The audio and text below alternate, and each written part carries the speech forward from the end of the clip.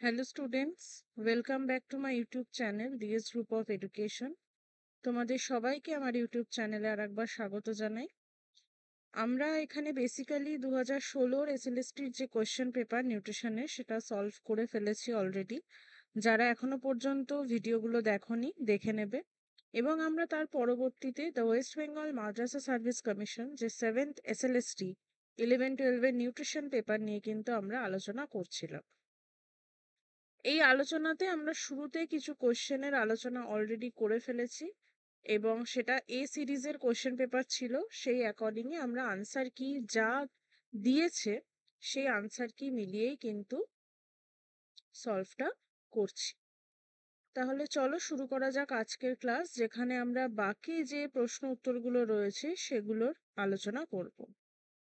যারা এখনো পর্যন্ত চ্যানেলকে সাবস্ক্রাইব করনি এবং ফার্স্ট টাইম চ্যানেলে এসেছো তারা অবশ্যই চ্যানেলকে সাবস্ক্রাইব করে দিও, কারণ এই সমস্ত জিনিস কিন্তু তোমাদের জন্য করা হচ্ছে যাতে তোমাদের প্রিপারেশনটা আরো ভালো হয়। তার সাথে সাথে ভিডিও যদি তোমাদের হেল্পফুল মনে হয় তাহলে অবশ্যই কিন্তু ভিডিওকে লাইক করবে, শেয়ার করবে এবং কমেন্ট করবে। ফার্স্ট যে কোয়েশ্চেনটা আজকে রয়েছে সেটা হচ্ছে হোয়াট ইজ সেরুপ্লাজমিন। সেরুপ্লাজমিন কি? চারটে অপশন রয়েছে। কোয়েশ্চেন নাম্বার 21 এর ক্ষেত্রে যদি আমরা দেখি তাহলে এখানে রাইট আনসার কি হবে? সেরুপ্লাজমিন, এটাকে আমরা বলতে পারি একটা কনজুগেটেড প্রোটিন। কেন কনজুগেটেড প্রোটিন? কারণ এক্ষেত্রে মেনলি একটা কপার পোর্শনও থাকে এবং প্লাজমা প্রোটিনও থাকে। তার মানে যে অপশনটা ছিল অর্থাৎ option C, both A and B, ঠিক আছে, এই দুটোই কিন্তু আমার অপশন হবে, অর্থাৎ যে সি আমার হয়ে যাবে রাইট আনসার, মানে প্লাজমা প্রোটিন তার সাথে কপারের সঞ্চিত রূপ। এবার দেখে নি যে এই সেরুপ্লাজমিন অ্যাকচুয়ালি কি বলছে। কপার ক্যারিং প্রোটিন, যেই প্রোটিনটা শুধুমাত্র কপারকে বহন করে নিয়ে যায় এবং it is basically produced by the liver.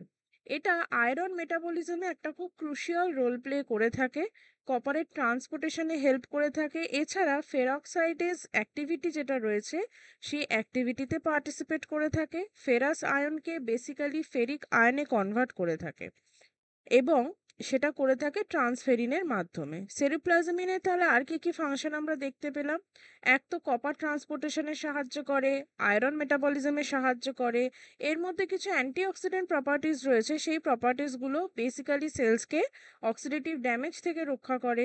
এছাড়া যে ইমিউন সিস্টেম, সেই ইমিউন সিস্টেমে কিন্তু বিভিন্ন অ্যাক্টিভিটি করে থাকে। এর ক্লিনিক্যাল ইম্পর্টেন্স আমরা কোথায় দেখতে পাবো? উইলসন ডিজিজ, উইলসন ডিজিজের ক্ষেত্রে লো সেরুপ্লাজমিন দেখতে পাওয়া যায় এবং কপার ডেফিসিয়েন্সি হলে, এছাড়া ইনফ্ল্যামেশন কন্ডিশন যেখানে মেনলি প্রেগনেন্সি টাইমে বা ইনফেকশন টাইমে কিন্তু এই ইনফ্ল্যামেশন কন্ডিশনটা দেখতে পাওয়া যায়। কোয়েশ্চেন নাম্বার 22 কি রয়েছে? বলেছে কয়লোনোসিয়া ইজ আ সিমটম অফ। এটা কার সিমটম?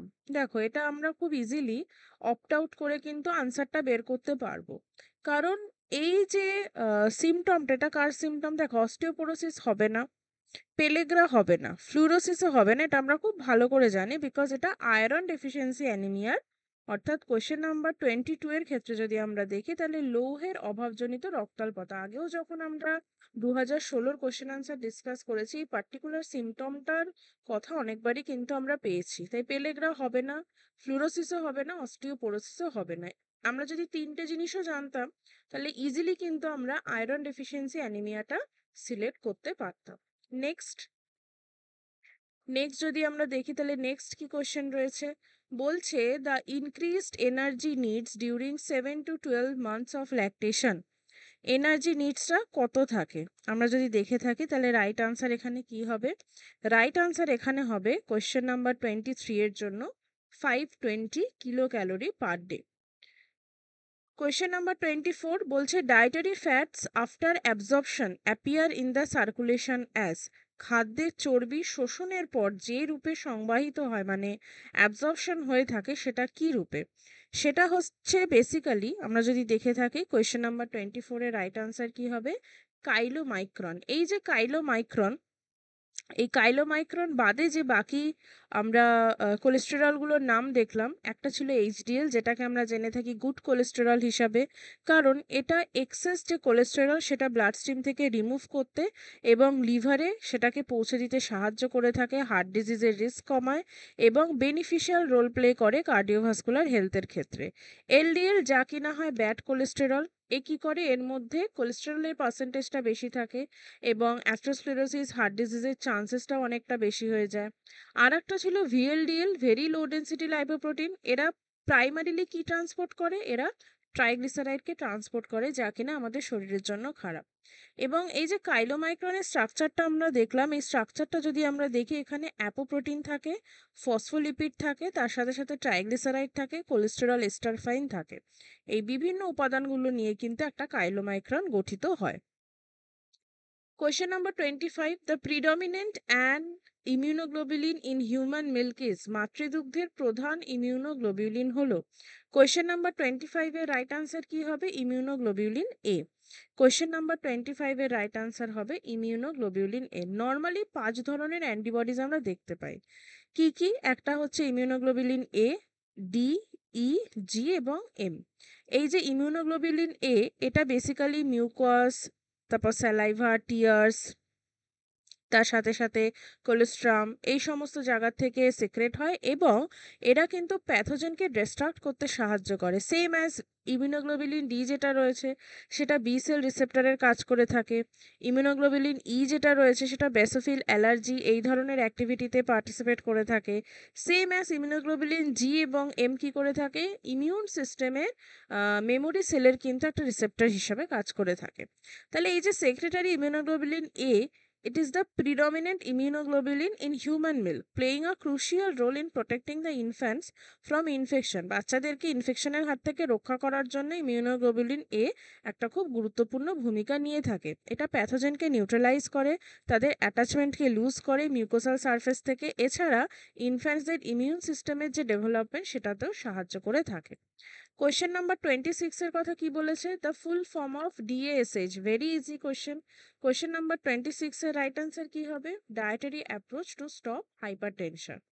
এই যে ডিএএসএইচ ডায়েট, এটা মেনলি সার্ভিংস হিসাবে যদি আমরা দেখি, এই ডায়েটের মধ্যে 4 থেকে 5টা সার্ভিং ফ্রুটের থাকবে, 4 থেকে 5টা সার্ভিং ভেজিটেবলসের থাকবে, 6 থেকে 8 সার্ভিং হোল গ্রেনসের থাকবে, 2 থেকে 3টে সার্ভিং লো ফ্যাট অথবা ফ্যাট ফ্রি ডেয়ারি থাকবে, 6 থেকে বা তার কম সার্ভিং থাকবে মিট, চিকেন এটসেট্রা, এবং 2 থেকে 3 সার্ভিং হার্ট হেলদি ফ্যাটস এবং অয়েলসের থাকবে। তার মানে আমরা বলতে পারি এই যে ডায়েটটা mainly heart friendly diet. Question number 27 বলছে galactagogues are components that are use to. Question number 27 এর রাইট আনসার কি হবে? কোয়েশ্চেন নাম্বার 27 এর রাইট আনসার হবে যে গ্যালাক্টোকক এমন কিছু উপাদান যা কি করে, যা আমরা যদি দেখে থাকি তাহলে ইনক্রিজ দ্য মিল্ক আউটপুট। এবং galactagogues basically are the substances that help to stimulate or increase the milk production in lactating individual. যে সমস্ত ল্যাকটেটিং মায়েরা রয়েছে তাদের ক্ষেত্রে মিল্ক প্রোডাকশনটা বাড়িয়ে দেয়। কিছু ন্যাচারাল অর কিছু ফার্মাকিউটিক্যাল প্রোডাক্টস হতে পারে, কিছু হার্বাল গ্যালাক্টোকক্স হয় যেরকম fenugreek, fennel, milk thistle and shatavari. কিছু ফুড বেসড গ্যালাক্টোকক হয় যেরকম ওটস, বার্লি, স্পিনাচ, আলমন্ডস। কিছু ফার্মাকিউটিক্যাল হয় যেরকম ডোমপ্যারিডন বা মেটাকর্মোমাইড, এই ধরনের কিছু প্রোডাক্ট থাকে যেগুলো কিনা মিল্ক প্রোডাকশনের রেটটা কিন্তু বাড়িয়ে দেয়। কোয়েশ্চেন নাম্বার 28 বলছে the lactoferrin is a. Lactoferrin কি? ল্যাক্টো এবং ফেরিন, ফেরিন ইন দ্য সেন্স কার সাথে ফেরিন যুক্ত? ফেরিন যুক্ত হচ্ছে, যদি আমরা দেখে থাকি তাহলে ফেরিন যুক্ত হচ্ছে আয়রনের সাথে। তাহলে ইটস ভেরি মাচ ইজি যে এটা একটা আয়রন বাইন্ডিং প্রোটিন, কারণ ক্যালসিয়ামও হবে না, জিঙ্কও হবে না। কোয়েশ্চেন নাম্বার 28 এর রাইট আনসার কি? Option C, iron binding protein. Lactoferrin basically একটা মাল্টিফাংশনাল গ্লাইকোপ্রোটিন, যেটা কিনা আমরা দেখতে পাই বডিলি ফ্লুইডসের মধ্যে, including milk, saliva, tears, nasal secretion. এটা ইমিউন ডিফেন্স সিস্টেমে একটা কম্পোনেন্ট হিসাবে কাজ করে। এছাড়া নিউবর্নসের ক্ষেত্রে এরা কিন্তু হিউম্যান কোলেস্টেরমের মধ্যেও প্রেজেন্ট থাকে, যেটা আমরা ফার্স্ট মিল্ক হিসাবে জানি। এছাড়া ল্যাক্টোফেরিন আর কি কি কাজ করে থাকে? অ্যান্টিমাইক্রোবিয়াল কিছু প্রপার্টি রয়েছে, ব্যাকটেরিসাইড, ফাঙ্গিসাইডের মতন। আয়রন রেগুলেশনে সাহায্য করে থাকে, ইমিউন সিস্টেমকে সাপোর্ট করে থাকে। এছাড়া গ্যাস্ট্রোইন্টেস্টিনাল যে হেলথ রয়েছে সেই হেলথকেও কিন্তু ইমপ্রুভ করে থাকে। এবং এই যে ল্যাক্টোফেরিন, এটা ডায়েটারি সাপ্লিমেন্ট হিসাবেও পাওয়া যায়, যা কিনা আয়রনের অ্যাবজর্পশন, ইমিউন সাপোর্ট এবং গাট হেলথকে সাপোর্ট করে থাকে। Question number 29. Which one of the following is not a part of female athletic triad? আমরা গতদিন আমাদের পেট ক্লাসে আলোচনা করছিলাম স্পোর্টস নিউট্রিশনের মধ্যে যে ফিমেল অ্যাথলেটিক যে ট্রায়েডটা রয়েছে সেই ট্রায়েডের মধ্যে তিনটে জিনিস নিয়ে তৈরি হয় বা তিনটে জিনিস দেখতে পাওয়া যায়। একটা হচ্ছে নিউট্রিয়েন্ট ডেফিসিয়েন্সি, এবং নিউট্রিয়েন্ট ডেফিসিয়েন্সির সাথে সাথে ইরেগুলার মেনস্ট্রুয়াল পিরিয়ড, এবং এই যে হরমোনাল ডিস্টারবেন্সেস তার জন্য কিন্তু বোন হেলথের ওপরও এফেক্ট করে। তাহলে এখানে রাইট আনসার কি হবে? এখানে রাইট আনসার হবে নট, যেহেতু বলেছে ইনসুলিন রেজিস্ট্যান্স। এটার সাথে কিন্তু ফিমেল অ্যাথলেটিক ট্রায়েডের কোনো রকম কোনো সম্পর্ক নেই। এনার্জি ডেফিসিয়েন্সি দেখতে পাওয়া যায়, মেনস্ট্রুয়াল ডিস্টারবেন্সেস দেখতে পাওয়া যায় এবং লো বোন মাস দেখতে পাওয়া যায়। বলছে female athlete triad is a medical condition that affects physically active woman and consist of three interrelated components. একটা হয়ে যায় আমার লো এনার্জি অ্যাভেলেবিলিটি, তার সাথে সাথে মেনস্ট্রুয়াল ডিসফাংশন, এবং মেনস্ট্রুয়াল ডিসফাংশন এই যে অ্যাবসেন্স অফ মেনস্ট্রুয়াল সাইকেল, তাকে কিন্তু অ্যামনেরিয়াও বলা হয়ে থাকে। এছাড়া বোন মিনারেল ডেন্সিটি যেটা রয়েছে সেটাও কিন্তু এক্ষেত্রে দেখতে পাওয়া যায়। যে সমস্ত মহিলারা খেলার সাথে যুক্ত বা স্পোর্টসের সাথে যুক্ত তাদের ক্ষেত্রে কখনো কখনো কিন্তু এই রকমের কিছু কন্ডিশন দেখতে পাওয়া যায়, এবং অনেক সময় আমরা স্পোর্টস অ্যানিমিয়াও বলে থাকি। এই যে আয়রনের ডেফিসিয়েন্সি যখন হয় তখন সেটাকে স্পোর্টস অ্যানিমিয়াও কিন্তু বলা হয়ে থাকে। তো এই তিনটে কম্পোনেন্ট নিয়ে কিন্তু ফিমেল অ্যাথলেটিক ট্রায়েড তৈরি। কোয়েশ্চেন নাম্বার 30 বলছে uterine contractility is inhibited by hormone. জরায়ুর সংকোচন যে হরমোন দ্বারা বাধাপ্রাপ্ত হয় সেটি হলো। এখানে রাইট আনসার কি হবে? এখানে রাইট আনসার হবে কোয়েশ্চেন নাম্বার 30 জন্য progesterone. Progesterone basically menstrual cycle regulate করে, লিউটিনাইজিং হরমোন ওভিলিউশনকে ট্রিগার করে, follicle stimulating hormone follicle growth, oestrogen প্রোডাকশনকে ট্রিগার করে, এবং ইস্ট্রোজেন বেসিক্যালি মেনস্ট্রুয়াল সাইকেল এবং সেকেন্ডারি সেক্সুয়াল ক্যারেক্টার্স যেগুলো রয়েছে সেগুলোকে গ্রো করতে বা সেগুলোকে ডেভেলপ করতে সাহায্য করে। কোয়েশ্চেন নাম্বার 31-এ কি বলছে? Hyperglycaemia is associated with, very easy question, hyperglycaemia কার সাথে যুক্ত? কোয়েশ্চেন নাম্বার 31-এ রাইট আনসার কি হবে? ফার্স্ট অফ অল হাইপারগ্লাইসেমিয়া মানে কি? ব্লাড সুগারের লেভেলটা যখন খুব পরিমাণে ইনক্রিজ হয়ে যায়। তাহলে যদি আমার ইনসুলিন সিক্রেশন কমে যায় তাহলেও তো এটা ইনক্রিজ হতে পারে। তাহলে অপশন এ হবে। আর কি? ইনক্রিজড গ্লুকাগন সিক্রেশন, গ্লুকাগনের কাজ কি? যে কাজটা ইনসুলিন করে তার ঠিক বিপরীত কাজ করা। তাহলে এই যে দুটো জিনিস রয়েছে, এই দুটো জিনিস মানে অপশন ডি আমার হয়ে যাবে কোয়েশ্চেন নাম্বার 31-এর রাইট আনসার। কারণ অপশন সি যেটা রয়েছে সেটা কিন্তু কোনোভাবে হবে না। এবার হাইপারগ্লাইসেমিয়া বেসিক্যালি কি? এটা হচ্ছে high blood sugar level typically above the normal ranges. It commonly affects the people with the diabetes but can also occur in non-diabetics due to various factors. অনেক অন্যান্য কারণেও কিন্তু হতে পারে। কি কি কারণে জেনারেলি হয়ে থাকে? ইনসুলিন প্রোডাকশন যদি ইনসাফিসিয়েন্ট হয়ে যায়, কার্বোহাইড্রেট ইনটেক যদি খুব বেশি পরিমাণে হয়ে যায়, স্ট্রেস, ইলনেস বা কোনো রকমের ইনফেকশন, এছাড়া কিছু মেডিকেশনসের জন্য সাইড এফেক্টটা দেখতে পাওয়া যায়। সিমটমস যদি আমরা বলে থাকি, ফ্রিকুয়েন্ট ইউরিনেশন, তার সাথে সাথে তৃষ্ণা বেড়ে যাওয়া, টায়ার্ডনেস দেখতে পাওয়া, ব্লাড ভিশন এবং ketoacidosis, fruity breath, nausea, confusion, এইরকম অবস্থাও ডেভেলপ হয়। কিভাবে ম্যানেজমেন্ট করা যায়? First of all you need to manage your stress, তার সাথে সাথে ব্লাড সুগার লেভেলটাকে মেনটেন করা, এছাড়া ডায়েট, মেডিকেশনকে ঠিকঠাক রাখা, এছাড়া ফিজিক্যালি কিন্তু অ্যাক্টিভ থাকা।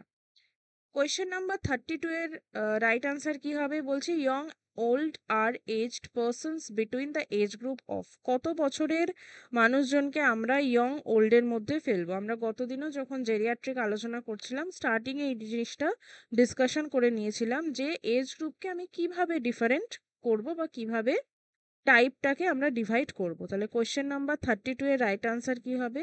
কোয়েশ্চেন নাম্বার 32 এর রাইট আনসার এখানে হয়ে যাবে কি? অ্যাকর্ডিং টু আনসার কি? অ্যাকর্ডিং টু আনসার কি এখানে রাইট আনসার হবে none of the above. Next, phosphagen energy system, এটাও স্পোর্টস নিউট্রিশনের একটা question. Question number 33। Question number 33 এর রাইট আনসার কি হবে? ইটস বেসিক্যালি অ্যানারোবিক, আমরা বলতে পারি type of energy generation system. আমরা তিনটে রিসিনথেসাইজ পড়েছিলাম এটিপির, একটা ছিল ফসফাজেন, একটা গ্লাইকোলাইসিস, আর একটা ছিল আমরা যদি দেখে থাকি অ্যারোবিক। তাহলে এই যে ফসফাজেন এনার্জি সিস্টেম, যেটাকে এটিপিসিপি এনার্জি সিস্টেমও বলা হয়ে থাকে, সেটা কি? সেটা হচ্ছে আমরা যদি দেখে থাকি তাহলে অ্যানারোবিক এনার্জি সিস্টেম। এবং এটা হচ্ছে ফসফাজেন সিস্টেম। ফসফাজেন সিস্টেম আমরা দেখেছিলাম যে র্যাপিড এনার্জি প্রোভাইড করে থাকে এই ফসফাজেন সিস্টেম, এবং লং লাস্টিং এর জন্য কখনো বডি ফসফাজেন সিস্টেম থেকে কিন্তু এনার্জি প্রোডাকশন করে না। এটিপির যে রিসিনথেসাইজ হয়, সেই রিসিনথেসাইজটা তিনটে উপায় মূলত হয়ে থাকে, একটা ফসফাজেন সিস্টেম, একটা গ্লাইকোলাইসিস, আর একটা হচ্ছে অ্যারোবিক এনার্জি সিস্টেম। যার মধ্যে র্যাপিড এনার্জি যদি আমার প্রয়োজন হয়, তখন কিন্তু আমি এই সিস্টেমটাকে পার্টিকুলারলি ইউজ করে থাকবো। আমার মাসেলসের মধ্যে ক্রিয়েটিনিন ফসফেট যেটা থাকে সেটা স্টোর থাকে, সেটার সাথে এডিপি যুক্ত হয়ে তৈরি করে ATP. Okay, this is the whole phosphagen system.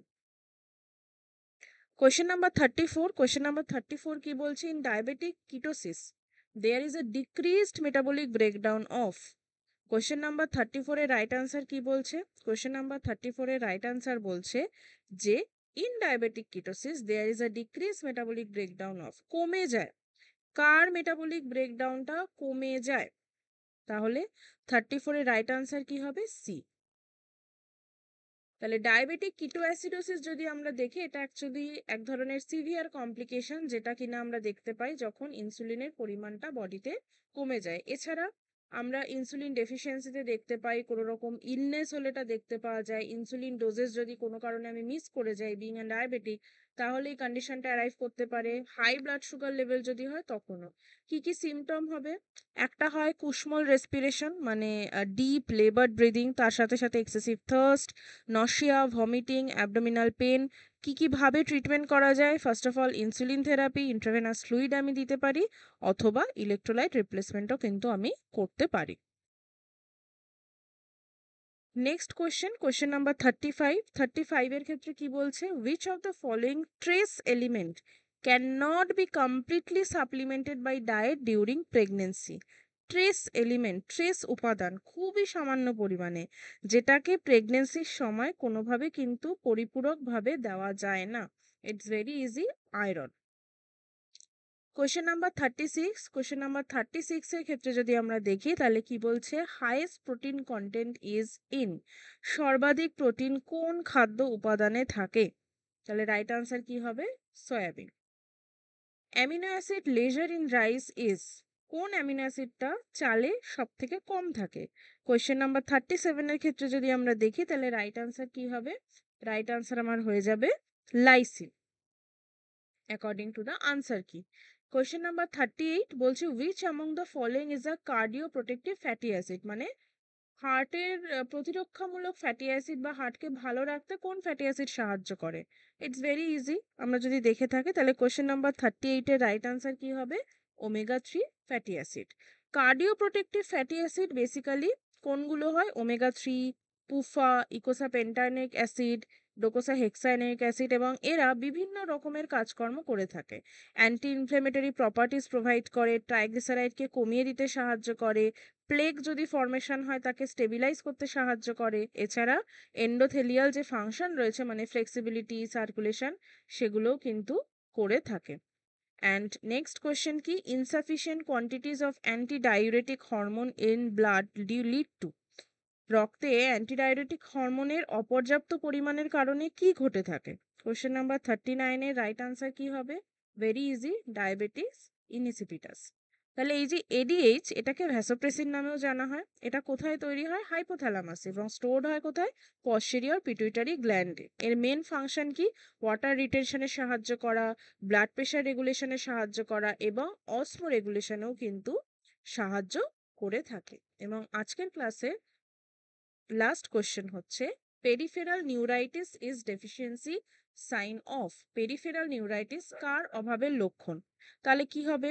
দেখো, টোকোফেরল হবে না, কারণ আমরা নর্মালি টোকোফেরলের ক্ষেত্রে দেখি না। থায়ামিন নো, বেরি থায়ামিনের সাথে রিলেটেড। আর থায়ামিন যেহেতু আমরা দেখে থাকি যে নার্ভাস কিছু মানে মেটাবলিজমের সাথে যদি এটা অ্যাসোসিয়েটেড আমরা দেখে থাকি, তাহলে কোশ্চেন নাম্বার 40-র ক্ষেত্রে অ্যাকর্ডিং টু আনসার কি এখানে বলেছে থায়ামিন। ওকে, যেহেতু নার্ভাস অ্যাক্টিভিটির সাথে বা নিউরাল অ্যাক্টিভিটির সাথে রোল প্লে রয়েছে, তাই কোশ্চেন নাম্বার 40-র রাইট আনসার কি হয়ে যাবে? থায়ামিন। ওকে, তো বাকি যে কোশ্চেন আনসারগুলো রয়েছে সেগুলো আমরা নেক্সট দিন ডিসকাস করব, এবং নেক্সট দিন আমরা আরো ডিটেলসে দেখবো এখানে পেরিফেরাল নিউরাইটিস কি, পেরিফেরাল নিউরাইটিস জন্য কি হতে পারে, এবং পেরিফেরাল নিউরাইটিসকে পেরিফেরাল নিউরোপ্যাথিও বলা হয়ে থাকে। ঠিক আছে, এবং তার কি কি কারণ হয় এখানে মেনশন করা রয়েছে। Autoimmune disorder, vitamin deficiency, B vitamin specially কেউ না কিছু স্পেসিফাই করেনি। সিমটমস কি কি দেখতে পাওয়া যায়? Burning or stabbing pain, muscle weakness ইত্যাদি। তারপর নামনেস, টিংলিং। ওকে, তো এখানে ডিটেলস দেওয়া রয়েছে, এবং নেক্সট দিন আমরা কোশ্চেন নাম্বার 41 থেকে কিন্তু আমাদের আলোচনা শুরু করব। ক্লাস যদি তোমাদের ভালো লেগে থাকে এবং হেল্পফুল মনে হয় তো ডেফিনেটলি ভিডিওকে লাইক করবে, শেয়ার করবে অ্যান্ড কমেন্ট করবে, এবং নেক্সট ক্লাসে অবশ্যই কিন্তু থাকবে। Thank you for watching. One of the following is